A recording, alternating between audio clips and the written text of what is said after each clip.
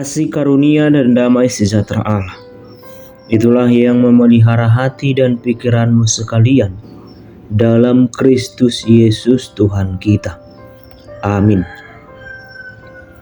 Saudara-saudari, marilah kita mendengarkan firman Tuhan yang terambil dari kitab Yesaya 43 ayat 11 sampai dengan 15. Demikianlah firman Tuhan. Akulah Tuhan dan tidak ada juru selamat selain daripadaku.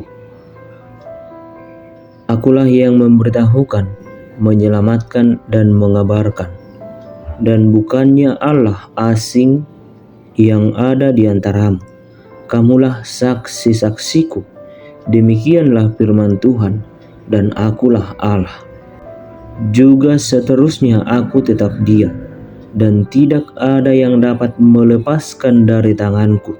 Aku melakukannya, siapakah yang dapat mencegahnya?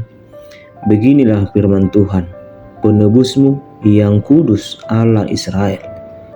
Oleh karena kamu, aku mau menyuruh orang ke Babel, dan mau membuka semua palang-palang pintu penjara, dan sorak-sorai orang Kasdim menjadi keluh kesah. Akulah Tuhan yang Maha Kudus, Allahmu, Rajamu yang menciptakan Israel. Demikianlah pembacaan firman Tuhan. Saudara-saudari, dalam renungan kita hari ini, firman Tuhan kembali meneguhkan dan menegaskan kepada kita bahwa sesungguhnya Allah yang menciptakan kita ialah Allah yang tidak berubah. Ia akan menepati janjinya. Seperti dalam ayat 10 dan 13. Akulah Tuhan Yahweh. Aku adalah aku. Keluaran 4 ayat 13.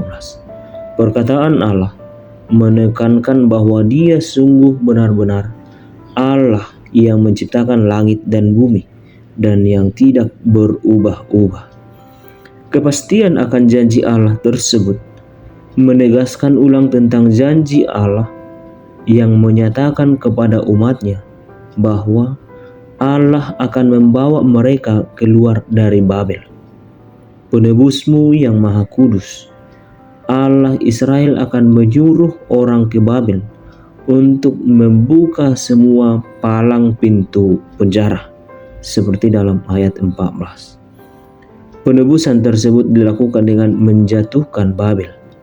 Kejatuhan Babel tersebut digambarkan seperti peristiwa keluaran dari Mesir.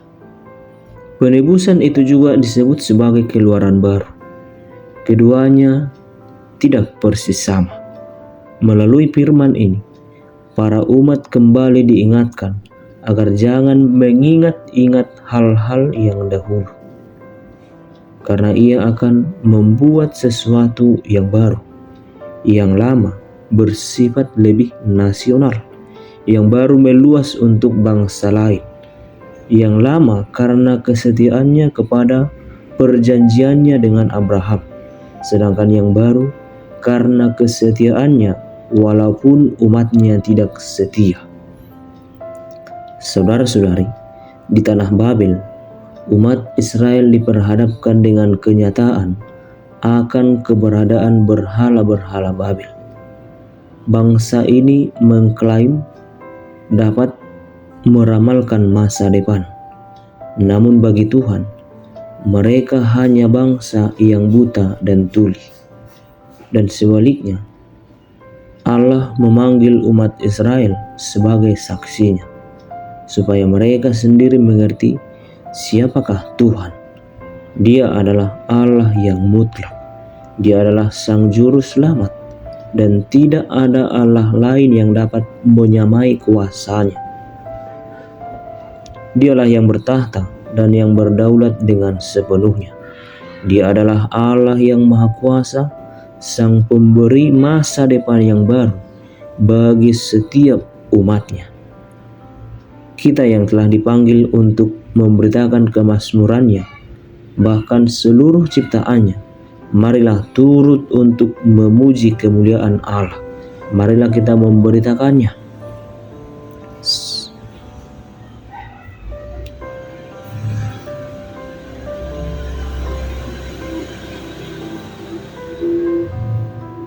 Saudara-saudari, kini kita pun dipanggil untuk menjadi saksi Tuhan.